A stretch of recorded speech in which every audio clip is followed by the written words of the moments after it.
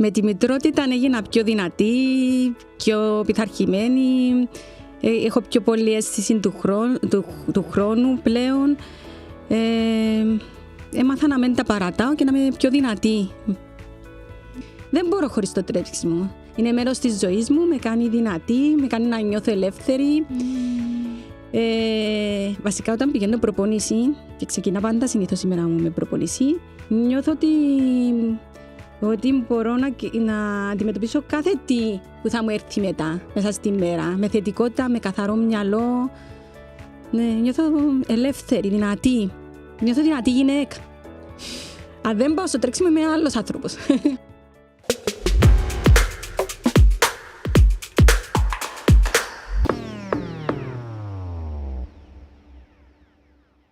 Η καλεσμένη μου είναι η Ελία Ιωάννου, δρομέας μεγάλων αποστάσεων και πρωταθλήτρια Κύπρου. Είναι Κυπριανίκη στις μεσαίες και μεγάλες αποστάσεις. Έχει τρέξει σε μεγάλους ευρωπαϊκούς μαραθώνιους όπως το Ρότερνταμ, η Βαρκελόνη και το Αμβούργο. Και έχει κερδίσει 2 φορές το μαραθώνιο Λεμεσού κάτω από 3 ώρες. Ελία, χαίρομαι πολύ που είσαι εδώ. Καλώς όρισες στο Future Makers Podcast. Γεια σας, χαίρομαι που είμαι μαζί σας. Okay. Όταν σκέφτεσαι τα παιδικά σου χρόνια, υπήρχε ο αθλητισμός στη ζωή σου? Υπήρχαν μέσω του παπά μου που παρακολουθούσε πολύ στίβο στην τηλεόραση και κάπως έτσι μπήκε μέσα μου εμένα ο αθλητισμός. Όμως δεν με είχε σπρώξει κανένα στα παιδικά μου χρόνια προς τον αθλητισμό. Ήρθε φυσικά μέσα από την κίνηση και το παιχνίδι.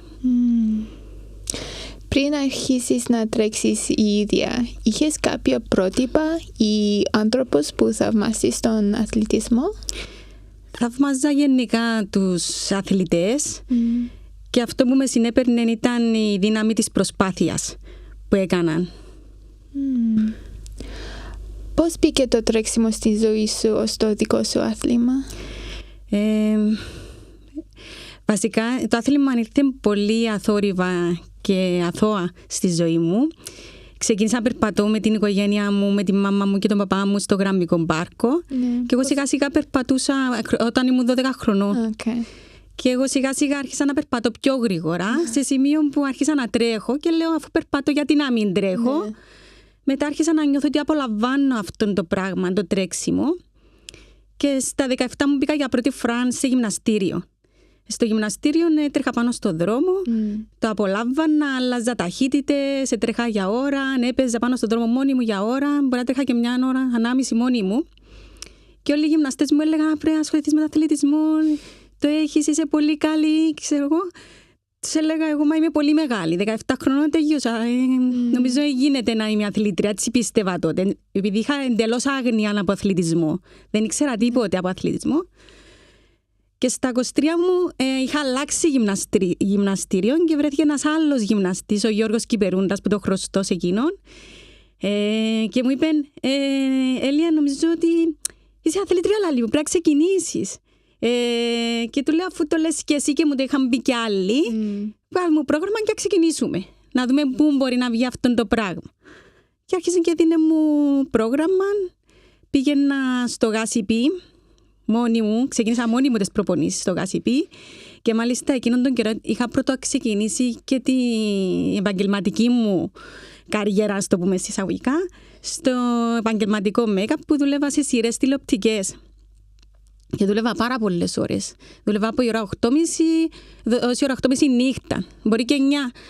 Έτσι σηκωνόμουν η ώρα 4 το πρωί. Και για καλή μου τύχη, στο ΓΑΣΥΠΗ ήταν οι διαιτητές και έκαναν προπόνηση και το άνοιγαν εκείνη την ώρα. Οπότε δεν φοβόμουν. Και έκανα τις προπονήσεις μου εκεί. Μόνη σου? Τις έκανα μόνη μου, εντελώς μόνη μου. Και με είδε ο Σουρμελής, ο Νίκος, ο προπονητής των διαιτητών και με έγραψε στη Δρόμη Αρέση, όπου εκεί συνάντησα τον προπονητή μου που έχω ως τώρα, τον Γιώργο Λουκαΐδη. Με ανέλαβε εκείνος, στην αρχή με συνεργασία τον Γιώργο Κυπερούντα, τον γυμναστή που με έσπρωξε σε αυτό το πράγμα και εδώ και 20 χρόνια έχουμε αυτήν την ωραία πορεία. Beautiful. Ναι. Τώρα είσαι σε ένα κύκλο προετοιμασίας και ποιος είναι το επόμενο σου αγώνα? Τώρα, ναι, πέρσι ήταν να τρέξω στο Βερολίνο. Αλλά για κακή μου τύχη υπάρχουν και αυτά μέσα στο παιχνίδι. Τραυματίστηκα, έπεσα από έναν εμπόδιο, στραμπούληξα πόδι μου και έμεινα εκτός για 3 μήνες. Εντάξει, κάθε τραυματισμός σε κάνει πιο δυνατό συνήθως, σε ξεκουράζει, επειδή και εμείς οι αθλητές δεν σταματούμε ποτέ. Άργησα όμως να κλείσω εγγραφή σε άλλο μαραθώνιο λόγω αυτού του περιστατικού και τώρα έψαξα την Κοπεχάγη και ακύρωσε κάποιος αθλητής ευτυχώς και γράφτηκα στην Κοπεχάγη και θα πάω στις 10 του Μάη. Το μαραθώνιο ή το... Για να τρέξω μαραθώνιο. Και έχω και το Παγκύπριο Πρωτάθλημα 17 του Απρίλη που είναι τα 10 χιλιόμετρα. Είναι η επόμενη μου στόχη αυτή οι δύο. Okay. Και πώς είναι η προπόνηση σου σε μια κανονική εβδομάδα τώρα? Θέλει αρκετή πειθαρχία, οργάνωση, γιατί έχω και οικογένεια, 2 παιδάκια και τη δουλειά μου. Έχει κάποιες φορές που πρέπει να σηκωστώ αρκετά νωρίς, μπορεί να έχει και σκοτάδι, να πάω για προπόνηση, για να προλάβω όλα τα άλλα της ημέρας. Και πού πας για προπόνηση? Πηγαίνω, έχουμε μια περιοχή όλοι μας εδώ στην Κύπρο, που είναι μια γειτονιά πολύ καλή, δεν ξέρω αν πρέπει να την αναφέρω. Στον Αρχάγγελο και σαν είμαστε εκεί και ξέρεις ότι πάντα κάποιος θα είναι και σκοτάδι να είναι, κάποιος θα είναι εκεί να κάνει προπόνηση, οπότε δεν φοβάμαι εγώ. Και πηγαίνω Γασίπι πάρα πολύ συχνά. Τις κύριες προπονήσεις μου κάνονται στο Μακάριο, που είναι και ο προπονητής μου εκεί, ο Γιώργος Λουκαίδης, που τον βολεύει περισσότερο. Εντάξει. Και σε πάρκα, διάφορα πάρκα. Πόσες φορές τρέξεις την εβδομάδα? Τρέχω 6 φορές την εβδομάδα. Ναι. Και πόσα χιλιόμετρα? Για την προετοιμασία του μαραθωνίου μπορεί να καλύφω 150 χιλιόμετρα.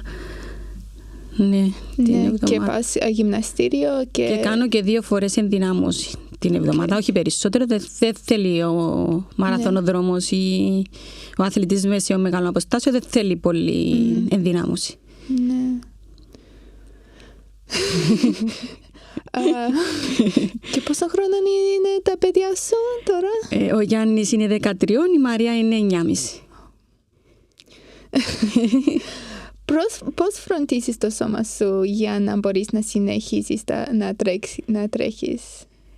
Είμαι πολύ πειθαρχημένη στις προπονήσεις που μου δίνει ο προπονητής μου. Δεν κάνω ό,τι μου κατέβει στο κεφάλι.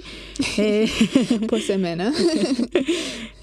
Σίγουρα κάνω μια φορά την εβδομάδα φυσιοθεραπεία για να αποφορτίζεται το σώμα από τα πολλά χιλιόμετρα, να μπορεί να δεχτεί και τα επόμενα χιλιόμετρα της επόμενης εβδομάδας. Φροντίζω να ξεκουράζομαι όταν πρέπει. Να μην λέω δεν πρέπει να κάτσω, πρέπει να τρέξω. Προσπαθώ να ακούω το σώμα μου, αν νιώσω κάτι, έστω και μικρό, μάθα πλέον ότι σταματώ, ελέγχω το, είναι ok. Μπορεί να πάω ακόμα και στο φυσιοθεραπευτή κατευθείαν να με δει, να μου πει αν είναι ok. Ναι, προσέχεις πάρα πολύ γιατί καταβάλεις πολλή προσπάθεια για να φτάσεις στον αγώνα και φοβάσαι μήπως έχεις αυτήν τη φοβία, μήπως τραυματιστώ. Ναι, και πότε πας όχι στην Κύπρο, αλλά σε άλλη χώρα. Ναι, ετοιμάζεσαι και για άλλη χώρα. Και είναι και τα λεφτά, είναι πολλά. Και το rest day σου. Πώς κάνεις rest day ή πας στο ποδήλατο? Όχι, ξεκουράζομαι εντελώς. Ναι, ας πούμε, ή την Κυριακή, το Σάββατο θα ξεκουραστώ εντελώς. Ναι, κάνω τίποτε. Και ποιος σε στηρίζει περισσότερο στο τρέξιμο? Σίγουρα ο προπονητής μου, η οικογένεια μου, ο άντρας μου και τα παιδιά μου και η χορηγή μου που είναι η Σόκονη και μου παρέχει τα αθλητικά μου, το αθλητικό μου υλικό, η Ice Power και η A-World που μου παρέχει τα gel και τους υδατάνθρακες. Εντάξει, χρειάζεται στήριξη ο αθλητής. Πάρα πολύ δύσκολο οικονομικά να σταθείς και ειδικά οι αθλητές του στίβου. που δεν έχει τόση προώθηση ο στίβος στην Κύπρο, δυστυχώς. Γι' αυτόν και οι αθλητές του στίβου δεν έχουν χορηγούς. Δεν έχουν εύκολα χορηγούς. Οπότε επομίζονται τα παραπερισσότερα έξοδα τους οι ίδιοι για να κάνουν αυτό που αγαπούν. Ναι. Έχουμε μόνο το Ice Power νομίζω που είναι σαν brand sponsor. Ναι, είναι καλό brand και βοηθά αρκετούς αθλητές. Ναι.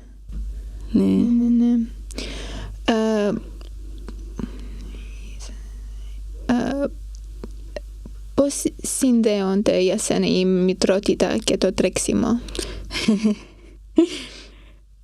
Νομίζω είναι δεμένα. Με τη μητρότητα έγινα πιο δυνατή, πιο πειθαρχημένη. Έχω πιο πολλή αίσθηση του χρόνου πλέον. Έμαθα να μην τα παρατάω και να είμαι πιο δυνατή. Όταν επέστρεψες στο τρέξιμο μετά την εγκυμοσύνη, τι σε εξέπληξε περισσότερο, σωματικά ή ψυχολογικά? Το πόσο το αναζητούσα, το πόσο το ήθελα. Όταν έμεινα έγκυος εγώ, εντωμεταξύ, επειδή ξεκίνησε πολύ αθώο αυτό το πράγμα, δεν ήξερα μέχρι ποια ηλικία θα τρέχω ή πόσο θα πάει αυτό το πράγμα. Νομίζω ότι το έκανα επειδή μου αρέσει, επειδή περνούσα ωραία. Και αυτό που με εξέπληξε μετά που ξαναεπανήρθα είναι ότι το αναζητούσα εγώ, ότι μέσα από το τρέξιμα βρίσκα τον εαυτό μου. Πειθαρχούσα, ένιωθα ωραία, ένιωθα ευτυχισμένη και το αναζητούσα κάθε φορά. Μετά που γεννούσα, σε 40 μέρες ήμουν πάνω στον δρόμο και τρέχα. Και ξαναμπαίνα σε πρόγραμμα, βάζα στόχους. Ενώ όταν ήμουν έγκυος είμαι έγκυος, πρόσεχα το παιδί μου, την κοιλιά μου, να πάνε όλα καλά. Τρέξες? Όχι. Ήμουν σε άλλον κόσμο. Σκεφτόμουν το δωμάτιο, πώς θα το βάψω. Ναι, εντελώς διαφορετικό. Αν ήμουν έγκυος, δεν σκεφτόμουν καθόλου το τρέξιμο. Καθόλου. Και μετά? Μόλις γεννούσα όμως, στις 40 μέρες δεν αντέχα. Έβγαινα πάνω στον δρόμο του σπιτιού, το μωρό δίπλα εκεί, να με βλέπει, έτρεχα. Ήταν δύσκολο να... Όχι, απλά έκανα όλες τις προπονήσεις πάνω στον δρόμο. Γιατί ήταν δύσκολο να φεύγω.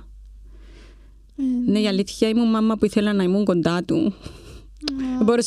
Δεν μπορούσα να το αφήσω. Ας πούμε, όταν το βλέπα έτσι μικρούλι, να θέλει το γάλα του αυτόν. Είχα 9, έτσι έμενα εκεί κοντά του. Το είχα δίπλα μου και έκανα την προπόνηση όλη πάνω στον δρόμο. Ναι.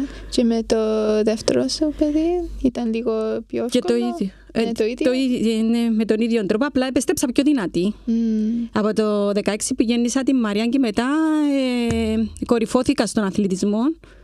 Άρα νομίζω δεν πρέπει να φοβούμαστε τις εγκυμοσύνες οι γυναίκες. Νομίζω να κάνουν τα παιδιά τους και σίγουρα η γυναίκα δυναμώνει περισσότερο μέσα από αυτόν, εγώ πιστεύω. Εμένα τουλάχιστον αυτό μου έδειξε.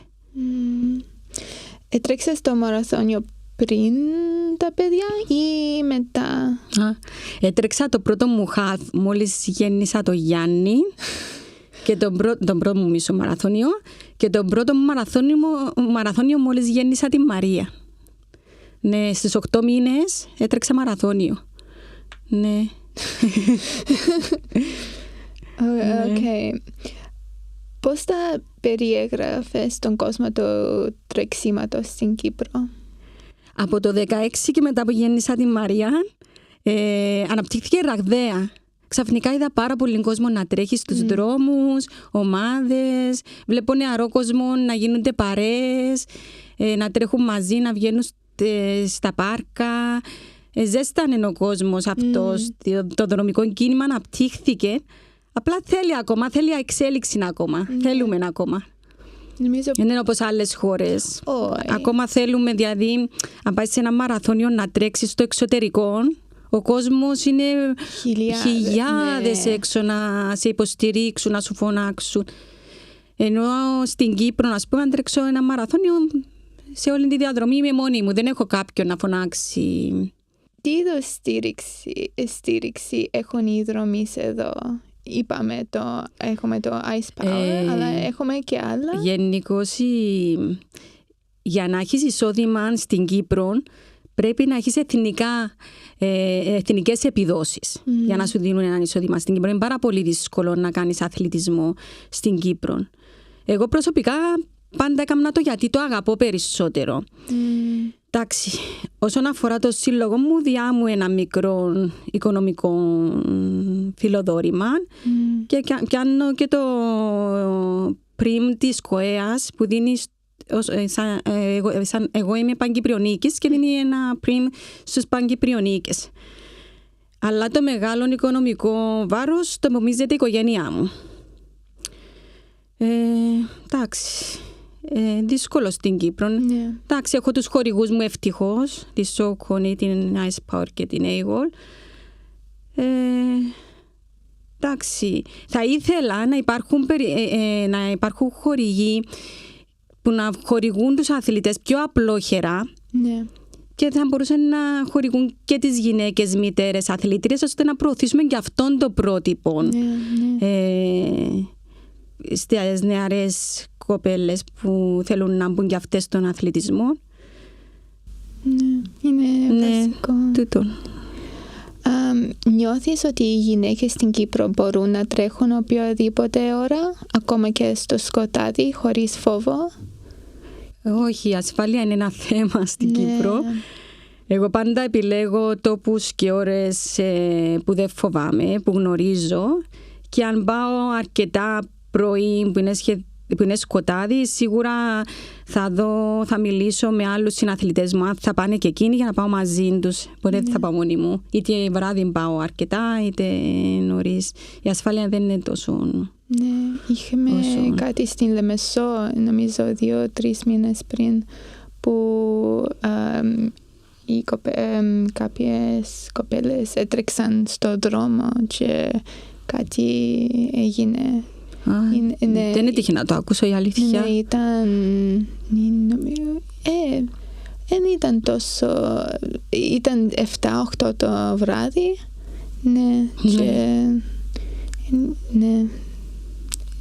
Ναι, έχουμε μεγάλη πρόβλημα με ασφαλεία. Άρα θέλει και αυτό βελτίωση. Ναι, και θέλουμε φώτα. Φώτα είναι το the minimum που θα θέλουμε. Και ποδηλατόδρομους, πλατιά, πεζοδρόμια με ποδηλατόδρομους ίσως. Ναι. Έχεις κάποιο προσωπικό μότο ή μια φράση που σου δίνει δύναμη? Δεν έχω φράση που μου δίνει δύναμη, αλλά πάντα λέω στον εαυτό μου, Έλια, δούλεψες, είσαι έτοιμη, είσαι υγιής, μπορείς. Και εντάξει, πάντα εγώ τους αγώνες δεν τους ονομάζω αγώνες, τους ονομάζω τεστ. Δεν θέλω να το σκέφτομαι σαν αγώνα. Βάζω το σαν τεστ της Έλιας, ας πούμε. Σαν μια έξτρα προπόνηση με άλλους συναθλητές της. Δεν το βάζω σαν αγώνα στο μυαλό μου. Εντάξει, κάνω την προσευχή μου πάντα πιστεύω στο Θεό. Πάντα. Στη Βαρκελόνη, ας πούμε, ήταν ο μαραθώνης που έκανα για πρώτη φορά 2:52. Είχα πάρει τη σημαία μαζί μου, την Κυπριακή. Στη ζώνη μου είχα τα τζέλ. Και όταν έτρεξα, εντάξει, πάντα παρακολουθώ τον Θεό και λέω του, αφού έκανα την προπόνηση μου, εντάξει, είμαι καλά, ξέρω εγώ, είναι δίπλα μου, καθοδήγαμε σε όλα μου τα βήματα. Πάντα είναι το που λέω μέσα μου, βάζω το σταυρό μου, ξέρω εγώ. Την ώρα που τερμάτισα και άνοιξα τη σημαία, δεν ξέρω αν είναι τυχαίο αυτό το πράγμα, αλλά συνέβηκε. Εδώ στη σημαία, στη μασχάλη μου, σχηματιστήκε ένας σταυρός. Εντάξει, εγώ το ένιωσα σαν μήνυμα ότι με βοήθησε, η αλήθεια. Ναι, ένιωσα ότι με βοήθησε που είδα το σχήμα μου και φαίνεται και στη φωτογραφία.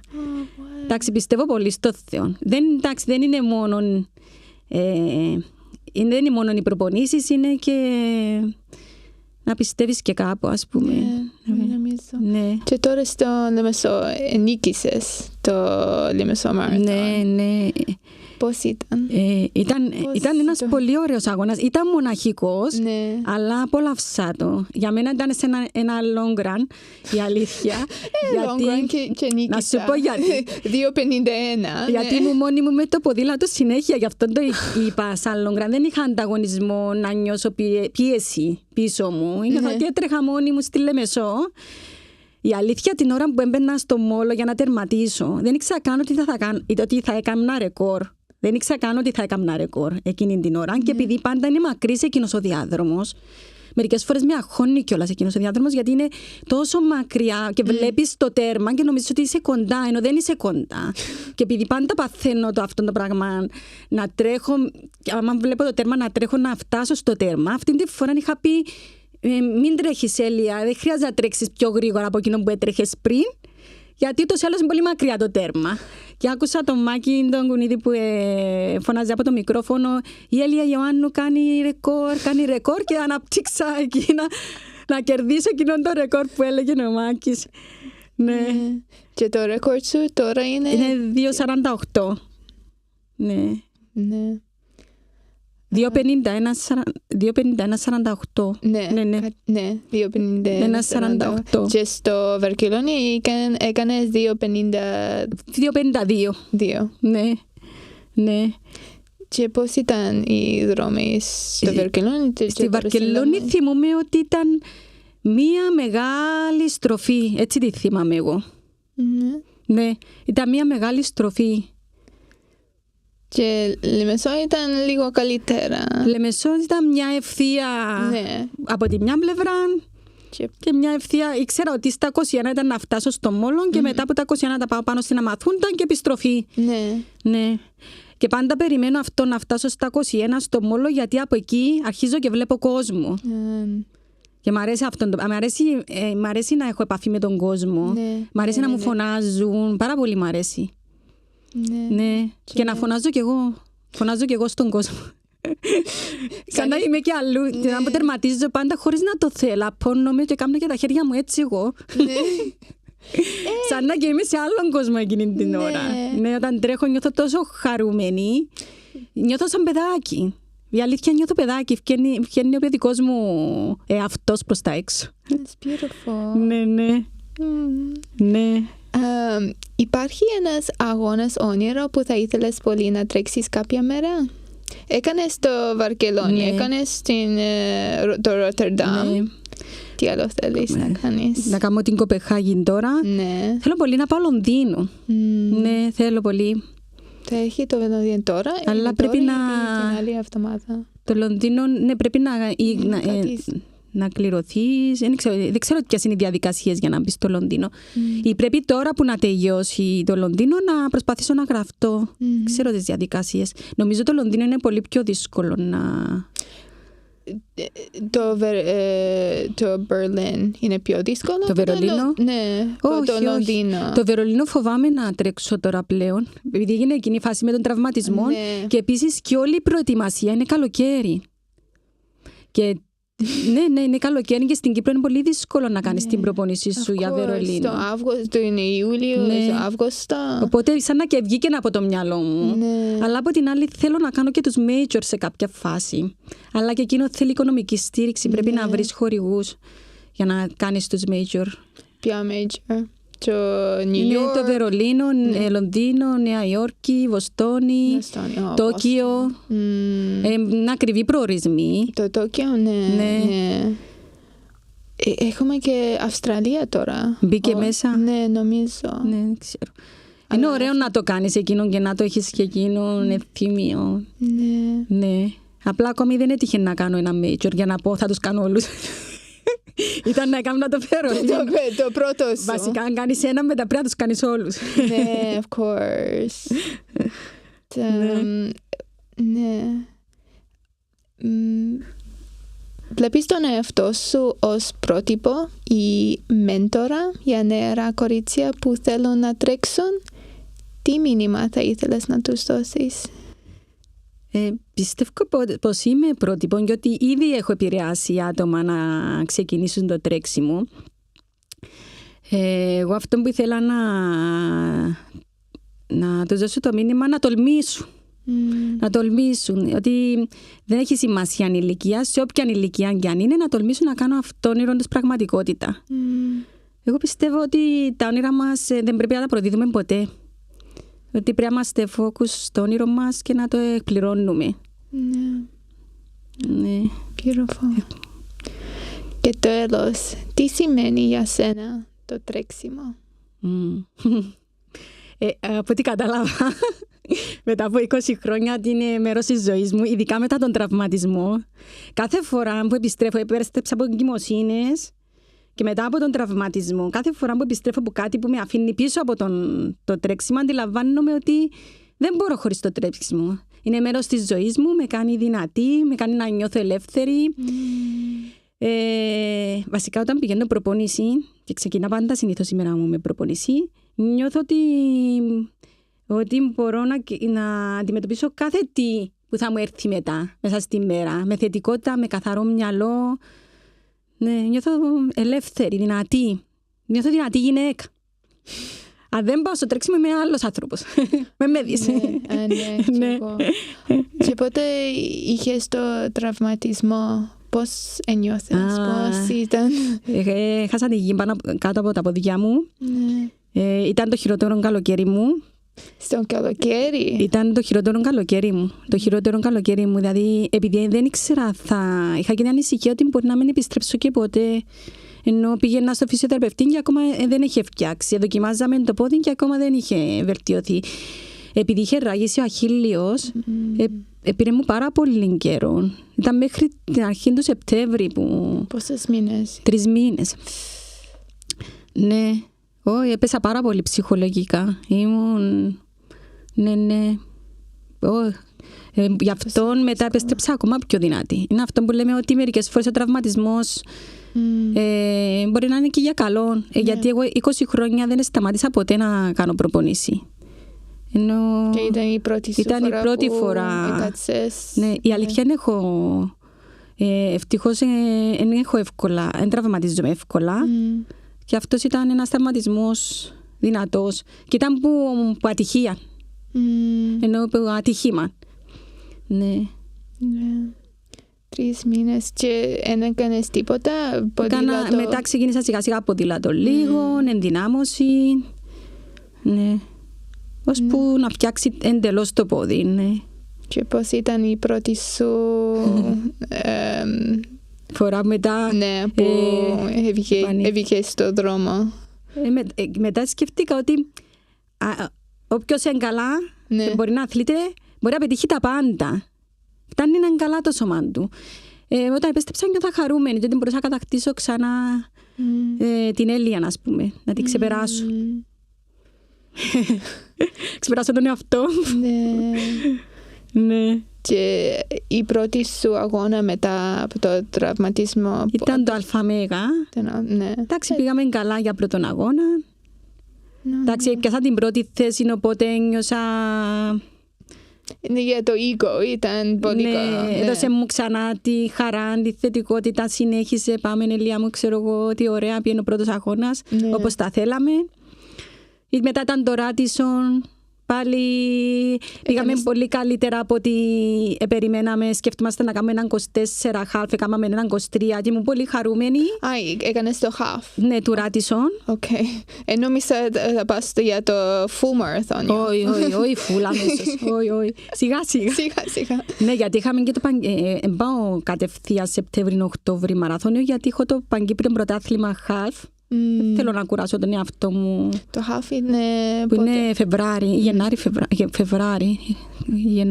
Ναι, είναι στο Στρόβολο. Μετά είναι το Παγκύπριο Πρωτάθλημα Μαραθωνίου. Εγώ παλιά έφευγα και πήγαινα Ρότερνταμ, Βαρκελόνη, εξωτερικών εκείνον τον καιρό και έχασα 2 πρωταθλήματα. Αλλά τώρα αποφάσισα ότι δεν θέλω να τα χάνω. Γι' αυτό έτρεξα 2 φορές Λεμεσόν και έκανα αυτές τις καλές επιδόσεις και έβαλα το μαραθώνιο μου Μάιο στο εξωτερικό. Εντάξει, θέλουμε και το εξωτερικό. Ναι, θέλουμε και την αίσθηση αυτή, την διαφορετική. Ναι. Και έχουμε η εποχή, το season στην Κύπρο δεν είναι τόσο μεγάλο, γιατί με το καιρό τελειώνει τώρα, ας πούμε. Ναι, στο Σεπτέμβρη είναι ακόμα ζεστά. Και Μάιο νομίζω. Ναι, ως το Μάη να πάει. Τελειώνουν οι αγώνες. Ναι. Βέβαια οι αθλητές του Στίβου ξεκινούν. Ως τον Ιούλιο. Πώς? Ναι. Βέβαια είναι απογευματινή προς βράδυ οι αγώνες. Οκ. Νόμιζα το πρωί. Ναι. Το πρωί δεν τα Όχι, είναι πρωινή με τίποτε, όχι. Ναι. Αν και εμείς είμαστε μαθημένοι να τρέχουμε πρωί. Και εγώ τώρα που θα τρέξω 17 το Απρίλη το δεκάρι στο Στίβον, είμαι λίγο αποσυντονισμένη που τρέχω το βράδυ. Ναι. Δεν είμαι συνηθισμένη. Εκείνη την ώρα εγώ κανονικά βλέπω τηλεόραση, χαλαρώνω. Είμαι σε άλλη. Ναι. Φας την πάστα σου.